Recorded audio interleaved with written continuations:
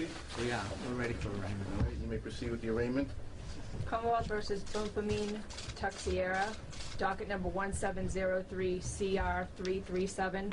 Complaint alleges that on May 5th, 2017, while in the vicinity of South Boston, he did commit the following criminal offenses. Count 1, the charge of murder, with the alleged victim being Richard Field. Count 2, the crime of murder, the alleged victim being Lena Balanos. A plea of not guilty has entered on your behalf on both counts.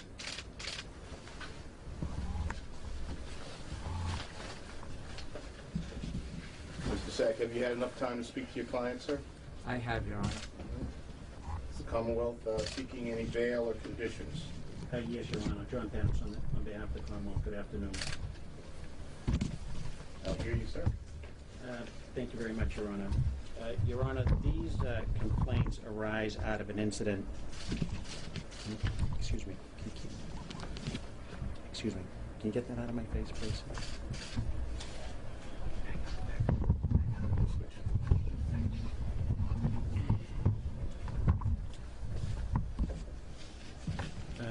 Your Honor, these complaints arise out of an incident that occurred on May 5th, 2017. On that date, at approximately 8:38 p.m., Boston Police Operations received a call from the front desk of a location at 141 Dorchester Avenue in the South Boston section of Boston, describing a call they received from a friend of one of the residents at that particular address. This concerned friend, Your Honor, provided that the resident was an individual by the name of Richard Field, a known resident to building management at 141 Dorchester Avenue. The friend said that they had received a text message requesting that the police be notified that there was a serious situation and that there was a gunman in the apartment belonging to Richard Field. There was a second call to, a second 911 call that evening, Your Honor, to operations of the Boston Police Department. That came from the same friend of both victims, Richard Field and Lena Balanos.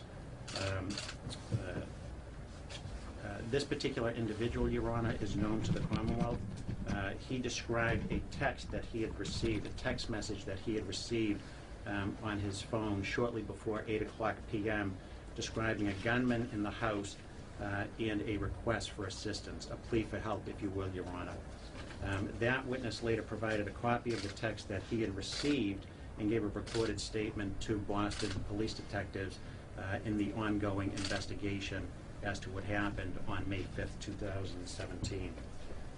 Shortly thereafter, Your Honor, operations dispatched police units to 141 Dorchester Avenue in South Boston. Responding police officers went upstairs to Mr. Field and Ms. Balanos' unit, which was located on the 11th floor. And once there, they observed a set of keys on the floor in front of the apartment door. Responding officers, Your Honor, began knocking and announcing their office that they were the Boston Police multiple times, and receiving no response, they used the set of keys that they saw on the floor to gain entry to the apartment. They physically opened the door. As the officers entered the apartment, they found the lights to be off. While performing or starting to perform a protective sweep of that apartment, Your Honor, an officer encountered a black male dressed in dark clothing. In the ensuing moments, Your Honor, there was an exchange of gunfire. Other officers who had not entered the apartment at that time heard gunfire as well, and they wound up discharging their weapon at the man that was being fired upon. That particular individual is the defendant who's before you today, Mr. Bampumim Teixeira. He was apprehended by police officers outside of the apartment. Responding officers, Your Honor, observed Mr. Teixeira to be wounded to his left hand, abdomen, and leg. The police officers also observed that Mr. Teixeira was wearing dark-colored gloves at the time. Medical assistance was rendered to Mr. Teixeira at that particular time outside of the unit. Teixeira told a police officer who had responded that there was another individual in the building that would open gunfire if they went in. Teixeira was treated by Boston EMS on scene and ultimately transported to this hospital where we are today. Shortly thereafter, Your Honor, the Boston Police entry team, who had been notified, was used to gain entry into the apartment, and once inside, that entry determined that there were two people within the apartment. Lena, later identified as Lena Bolanos, age 38, and Richard Field, age 50. Both individuals, Your Honor, were bound and both were deceased, having sustained obvious trauma. Emergency personnel examined both bodies and declared both to be non-viable at the scene. Just inside the apartment door, Your Honor, a black backpack was located in a remarkably conspicuous area.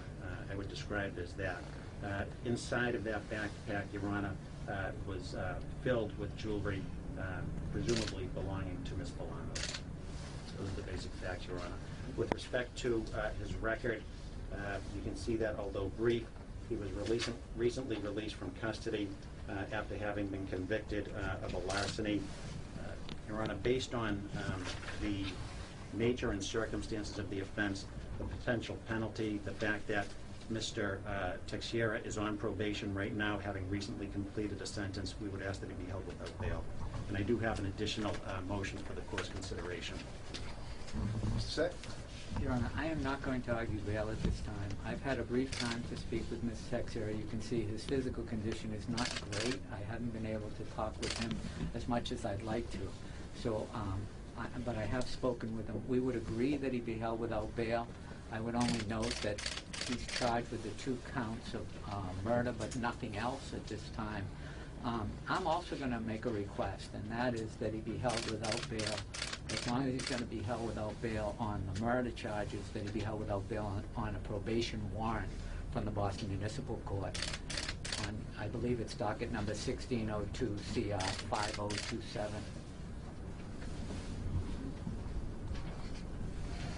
Thank you. Any further motions to be heard? I'll waive argument, Your Honor. My understanding is that there's no objection from Mr. Sack on the motion that's been filed by the Commonwealth. I provided him the documentation and the reports that are the subject of the motion, so there's no issue there today, Your Honor. And I'd ask that the court impose a 90-day expiration date of the motion if you're inclined to allow it. Counsel? I take no position on it.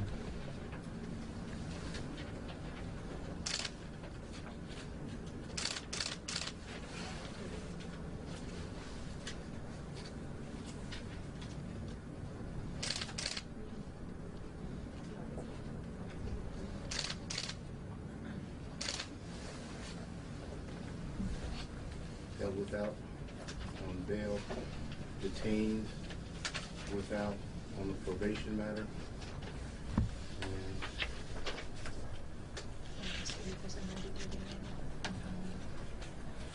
By agreement with no objection by counsel, I will allow the Commonwealth's motion to impound. Order of impoundment will last for 90 days.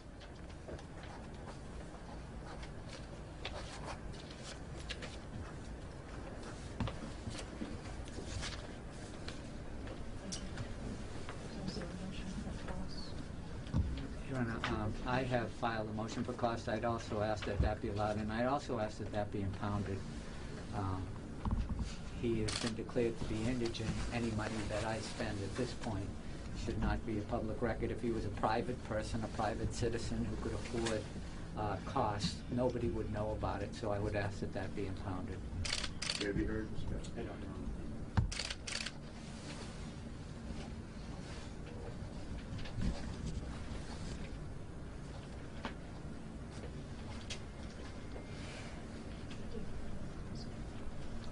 By agreement, Your Honor, if it's amenable to the court, we're asking for June 8th as the first 30-day date. June 8th. Anything further? Not from the Commonwealth, Your Honor. Thank you. Set? I have nothing. Thank you. Madam Clerk? Mr. Teixeira on docket 1703 CR 337. The docket will reflect that the Commonwealth's motion to impound certain documents, as well as the defense counsel's motion for an investigator, will be allowed by the court, and those orders are to be impounded. With respect to this matter, you're being held without bail. There's a probable cause date scheduled for June 8th, 2017. You do have a right to have your bail reviewed in Superior Court, but are advised that should you make bail and be charged with another crime during the pendency of this matter, you can be held without bail for a period of time not to exceed 90 days. Okay. The docket will also, did I mention that the probation detainer has also, you'll be held without bail on the probation matter, which is pending out of the BMC. That docket number is 1601CR5027. Anything further? Thank you. No, thank you, Ron. Thank you. We'll be in recess.